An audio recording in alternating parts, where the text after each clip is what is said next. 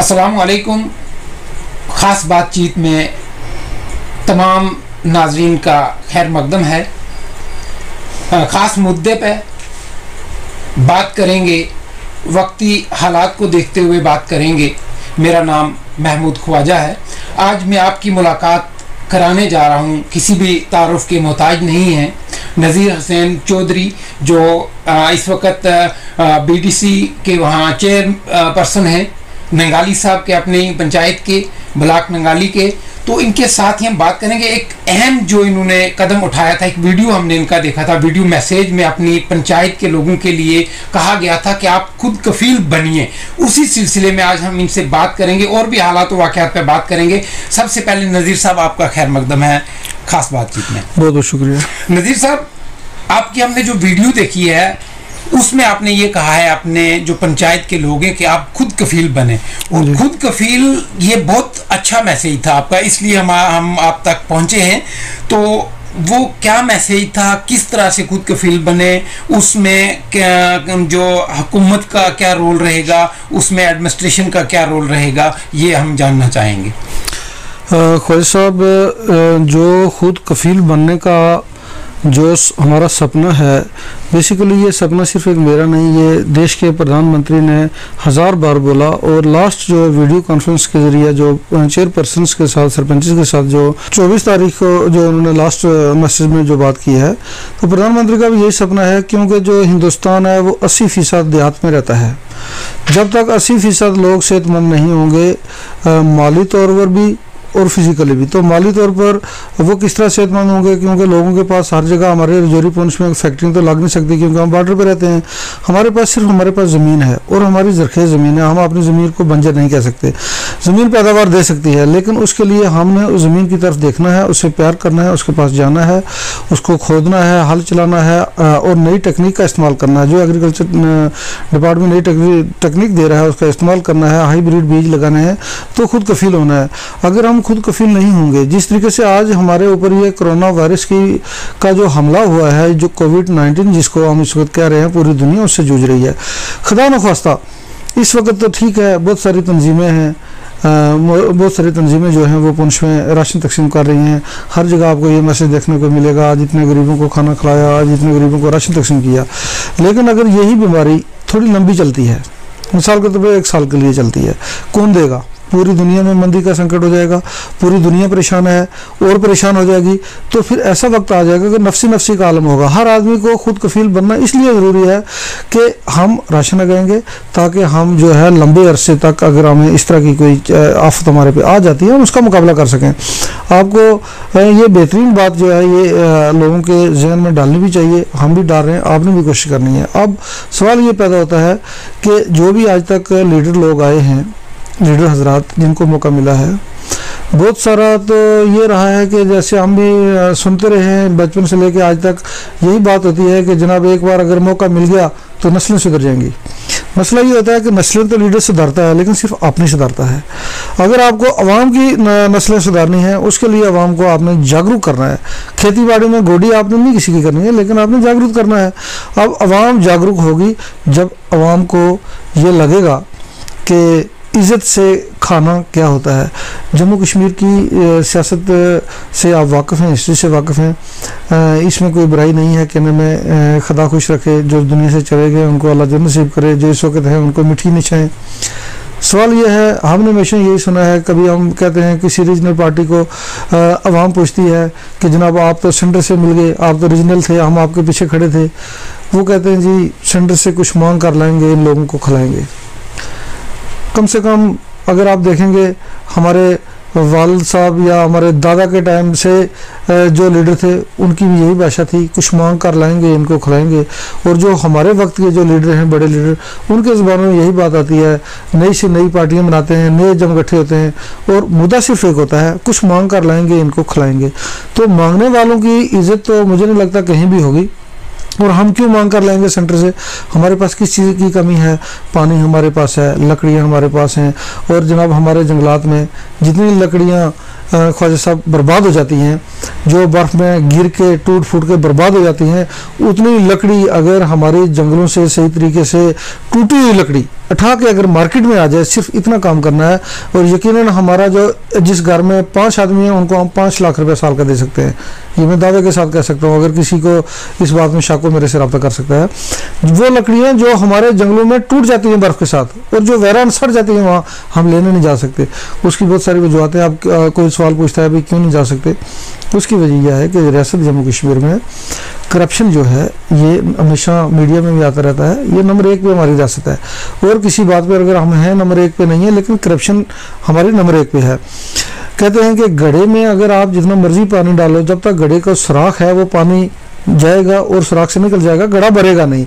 हम खुद कफील तब तक भी नहीं हो सकते जब तक रियासत जम्मू कश्मीर से हम पूरे तौर पे करप्शन को जो है वो खत्म नहीं कर सकते। बिल्कुल नज़ीर साहब, इसी के साथ ये बड़ी अच्छा इनिशिएटिव लिया आपने, बड़ी अच्छी बात कही। तो हमने भी बारहा इन चीज़ों का जोर दिया है। तो खुद कफील होने की अगर हम बात करें, इसमें हमारे जो पालतू जानवर होते थे हमारे, आज से अब 20 साल अगर पीछे चले जाएंगे, भेड़, बकरियां, मुर्गे, गाय, भैंस, बकरी, यानी काफ़ी तादाद में देखा जाता था। और आज की डेट में अगर हम देखते हैं, हमारे जो लोग हैं खेती बाड़ी हम लोग ट्रैक्टर के साथ करते हैं, और जहां हम गोबर इस्तेमाल करते थे वहां यूरिया, डाया, पोटास इस्तेमाल करते हैं।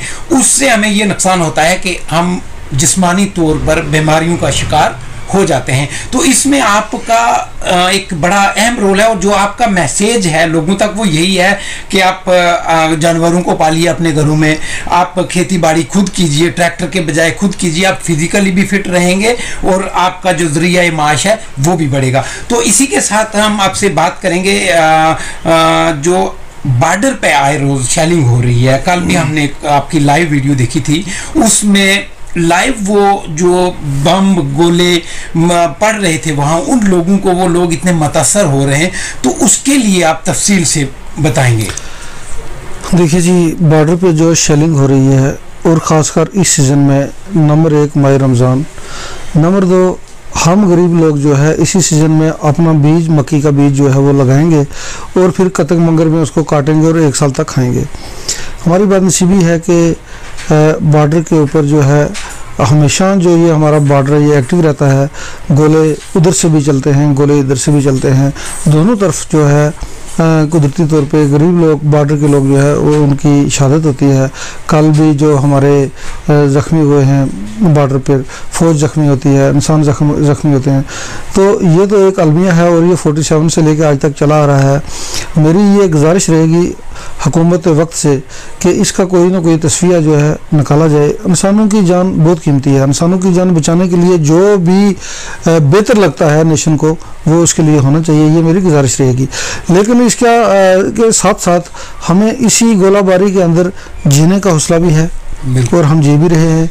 आप देखेंगे ये बड़ी दिलचस्प बात है, जब आप कहीं बॉर्डर पे जाओगे आप देखेंगे कि पाकिस्तान की जहां हिंदुस्तान लास्ट पोस्ट पाकिस्तान की है, इधर लास्ट पोस्ट हिंदुस्तान की है, बीच में हम लोग रहते हैं। हमारे लोग आर्मी की लास्ट पोस्ट के आगे रहते हैं, और जब गोले चलते हैं यकीनन खेतों में, अब ठीक है सरकार बैंकर्स दे रहे हैं, लेकिन जब गोला लगता है, हम खेत में काम कर रहे हैं और गोला आके गिर गया, पता है एडवांस तो है नहीं कि भाई इतने बजे होगा, टाइम टेबल है नहीं कि हम बैंकरों में चले जाएंगे। जब गोला आगे पड़ता है वो जाने का मौका नहीं देता। और जो भी लोग आज तक शहीद हुए हैं, जैसे शाहपुर में एक आदमी नमाज पढ़ के, मस्जिद में नमाज पढ़ के निकल रहा था, एक गोला लगा तो उनका फटाफट घर चलो, बैंकर में चलो, बैंकर की तरफ भाग रहा था कि पीछे से उसको लग गया शरा, तो उसकी डेथ हो गई। तो बचने का तो कोई चांस है नहीं। बचने का यही तरीका है कि इंसानियत के साथ रहें। इस वक्त जहाँ तक आप अगर पाकिस्तान की बात करेंगे, वैसे हमें तो इतने बड़े छोटा में बड़ी बात, हमें तो इतने इंटरनेशनल कोई मसले हल करने की कोई एज ए ब्लॉक चेयरमैन तो कोई अख्तियार है नहीं। लेकिन फिर भी एक बात ज़रूर है कि अगर एक मुल्क के अंदर करोड़ों रुपए आर्मी के बजट पे लगाए जा रहे हैं, क्यों ना वो वहाँ हॉस्पिटलों पे लगाए जाएं, गरीबी दूर करने पे लगाए जाएं। पाकिस्तान को छोड़ो, हम हिंदुस्तान की अगर बात करें, इस बात करने में कोई शर्म नहीं है कि पुंछ हॉस्पिटल में जो हमारे फादर-इन-लॉ ज़ख्मी हो गए, जब तो हम उनको लेकर गए तो वहाँ ब्लड की ज़रूरत पड़ी। मैंने फटाफट अपना ब्लड मैंने दिया। ब्लड देने के बाद जो यहाँ पे एक स्टिकर लगता है, हाँ, वो मुझे लगता है 1 रुपये का होगा या 2 रुपये का, लेकिन ये फैक्ट है कि वो वहाँ नहीं मिला। और जो मेरा ब्लड लेने वाले सरदार जी थे, मैंने उनको कहा कि जनाब इसके ऊपर एक स्टिकर लगाए। उन्होंने मुझे रुई पकड़ाई, कहते हैं इसको हाथ से दबा के रखो। मैंने कहा स्टिकर लगा दो। कहते स्टिकर उस दिन आता है यहाँ, जिस दिन स्टिकर आता है, जिस दिन कहीं कोई नुमाइश लगानी हो, कोई स्टार स्टोर लगाने हो, बाकी हमारे पास स्टिकर नहीं है। मुझे बहुत दुख हुआ इस बात का कि हम एक गोला कितने का आता है, हम कितने करोड़ों रुपए का बजट जो है वो रक्षा पे लगा रहे हैं, वो बमबारी पे लगा रहे हैं।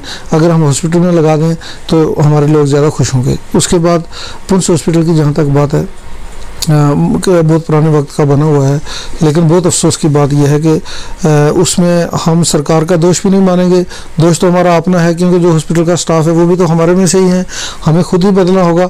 लेकिन करते क्या है कि अगर किसी को थोड़ी सी भी प्रॉब्लम है, बड़ी प्रॉब्लम है, जो वहाँ पहुँचा फटाफट उसको जम्मू रेफ़र करते हैं और उसके बाद वो बैठ के पिकनिक बनाते हैं। वो ये सोचते हैं कि भाई हमारी जान छूट गई। तो अब कुदरती बात है, उनकी जान छूटेगी तो जम्मू वालों की फंसेगी। इलाज तो किसी न किसी को करना है। फिर वहाँ से अगर कोई ज़ख्मी है, किसी का खून बह रहा है, हमारे जो पेशेंट थे, हमारे फादर-इन-लॉ, उनको जब वहाँ से पट्टी की गई तो जनाब बीजी पहुँचे तो वो ब्लीडिंग जो है वो दोबारा जारी होगी। फिर वहाँ डीआईजी राजौरी, खुदा उनका भला करे, उनसे बात हुई। उन्होंने एसएचओ सुंदरबनी को कहा, उन्होंने वहाँ थोड़ा सा इंतज़ाम किया, तो उस फर्स्ट एड दिया, तो वो खून बंद किया। खून बंद ना करते तो यहाँ आने तक खून का लॉस हो जाता। तो बहुत लापरवाही है, और किसकी है? हमारी लापरवाही है। तो इसके लिए कुछ थोड़ा सा ह्यूमैनिटी तौर पर भी हमें सोचना होगा। बड़ी बात तो यही है कि एडमिनिस्ट्रेशन के लिए एक सवालिया निशान है। अगर जैसे चेयरमैन साहब ने बताया है कि फर्स्ट एड जो है वो प्रॉपर तरीके से वहाँ मुहैया नहीं हो रही है, और एक छोटे से स्टिकर की अगर इन्होंने बात की है, मेडिकल लैंग्वेज में उसको बैंडेड बोलते हैं, और वो 1 रुपये से भी कम जो है वो उस पर जो मार्केट में दस्तियाब है, अगर वो नहीं मिलती तो ये शर्म की बात है। तो हेल्थ सेक्टर की अगर बात करें, हम हमेशा पीर पंचाल की बात करते हैं, हेल्थ सेक्टर में हम लोग बहुत पीछे हैं। तो ये सवालिया निशान है। वो एक्स जो हमारे लेजिस्लेटर हैं, चाहे वो मिनिस्टर रहे हैं, चाहे वो एमएलए रहे हैं, चाहे वो एमएलसीज रहे, लेकिन उन्होंने कोई भी काम ज़मीनी सतह पे नहीं किया है। ये नज़ीर साहब का मानना है। तो नज़ीर साहब, इसी के साथ हम बात करेंगे, अगर हम बॉर्डर एरिया की बात करें, वहाँ इंतज़ामिया ने भी और हमारी मरकज़ी सरकार ने भी ये चीज़ कही है कि बैंकर जो है वहाँ वो तैयार हो गए हुए हैं। आपने बहुत बड़ी बात ये भी कही है कि इसका तो कोई टाइम टेबल है नहीं है, इस वक्त फसल उगाने का है, 1 साल की कमाई जो है वो इस वक्त किसान ने करनी है। तो इसके लिए हुकूमतों को चाहिए कि वो आपस में जो है तालमेल करके जो सीज फायर है, इसका जो उल्लंघन किया जाता है, इसकी हदों को बाला ताक रखा जाता है, तो उस पर ध्यान दिया जाए। तो नज़ीर साहब, अब हम आएंगे, आपने एक बहुत बड़ा इनिशिएटिव लिया हुआ है, एक सिपाही की तरह खड़े हैं आप करप्शन को लेके। तो करप्शन ख़त्म करने के लिए मुझे लगता है आप अपनी पंचायत से अगर शुरू करेंगे तो फिर आपकी जो टीम मुनज़्ज़म तरीके से ब्लॉक सतह पे आएगी, फिर ज़िला में आएगी, फिर ज़िला से बाहर प्रोविंस में आएगी, स्टेट में जाएगी, तो एक टीम बनती जा रही। क्या आपने कोई ऐसी टीम अभी तश्कील दी है? देखिए सर, करप्शन ख़त्म करने के लिए जो है कोशिश तो सबको करनी चाहिए। दरअसल करप्शन करने वाले और करप्शन देने वाले कौन है, ये बात बिल्कुल दुरुस्त है कि एक वार्ड से ही पॉलिटिक्स चलती है और एक मुल्क तक पहुंचती है, फिर इंटरनेशनल लेवल तक पहुंचती है।